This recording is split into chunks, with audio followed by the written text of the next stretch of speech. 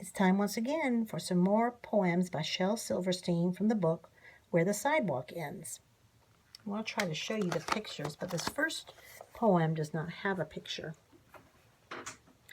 It's called Lester. Lester was given a magic wish by the goblin who lives in the banyan tree, and with his wish he wished for 2 more wishes. So now, instead of just 1 wish, he cleverly had 3. And with each one of these, he simply wished for 3 more wishes, which gave him 3 old wishes plus 9 new. And with each one of these 12, he slyly wished for 3 more wishes, which added up to 46, or is it 52? Well, anyway, he used each wish to wish for wishes till he had 5,007,018,032. And then he spread them on the ground and clapped his hands and danced around and skipped and sang and then sat down and wished for more and more and more. They multiplied, while other people smiled and cried and loved and reached and touched and felt. Lester was amid his wealth, stacked mountain high like stacks of gold, sat and counted and grew old. And then one Thursday night they found him dead with his wishes piled around him. And they counted the lot and found that not a single one was missing. All shiny and new, here, take a few, and think of Lester as you do.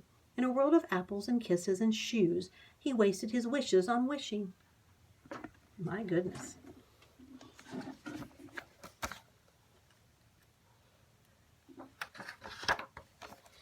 I want you to see the picture of the pile of trash, of garbage. This poem is called Sarah Cynthia Sylvia Stout Would Not Take the Garbage Out.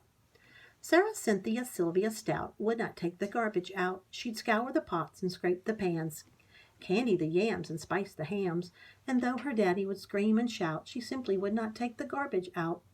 And so it piled up to the ceilings, coffee grounds, potato peelings, brown bananas, rotten peas, chunks and sour cottage cheese.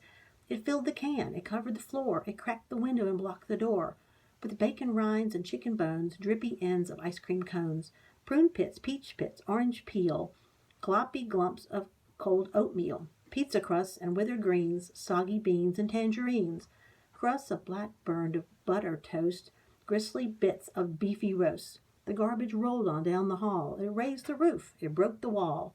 Greasy napkins, cookie crumbs, globs of gooey bubble gum, cellophane from green bologna, rubbery blubbery macaroni, peanut butter caked and dried, curdled milk and crusts of pie, moldy melons, dried up mustard, eggshells mixed with lemon custard, cold French fries and rancid meat, yellow lumps of cream of wheat.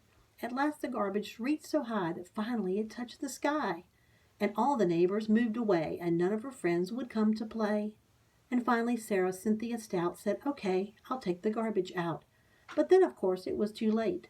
The garbage reached across the state from New York to Golden Gate, and there in the garbage she did hate, poor Sarah met an awful fate that I cannot right now relate, because the hour is much too late. But children, remember Sarah Stout, and always take the garbage out. See her running away from the garbage.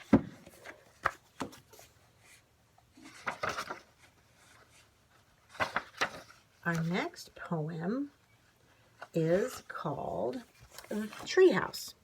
I want you to see the treehouse there. Treehouse. A treehouse, a secret you and me house, a high up in the leafy branches cozy as can be house. A street house, a neat house, be sure and wipe your feet house. It's not my kind of house at all. Let's go live in a treehouse.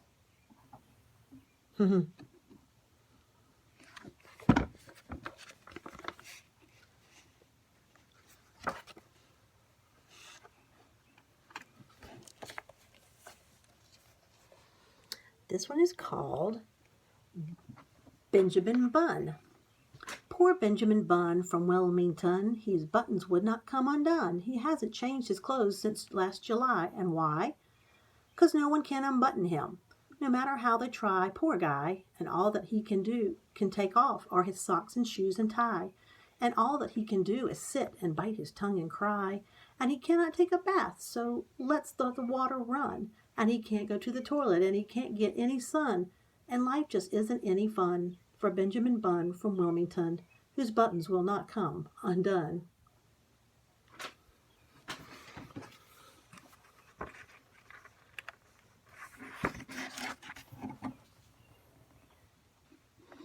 This one is called What's in the Sack?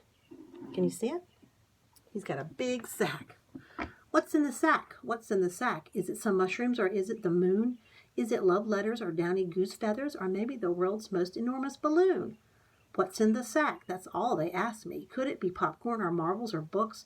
Is it 2 years' worth of your dirty laundry or the biggest old meatball that had ever been cooked? Does anyone ask me, hey, when is your birthday? Can you play Monopoly? Do you like beans? What is the capital of Yugoslavia? Or who embroidered that rose on your jeans? No. What's in the sack? That's all they care about. Is it a rock or rolled up giraffe? Is it pickles or nickels or busted bicycles? And if we guess, will you give us half? Do they ask where I've been or how long I'll be staying, where I'm going or when I'll be back? Or what's new, or hey, how are you? Are you blue? Why are you blue? No, all they keep asking is what's in the sack? What's in the sack? I'm blowing my stack. And the next one who's asked me, what's in the sack? What? Oh no, not you too.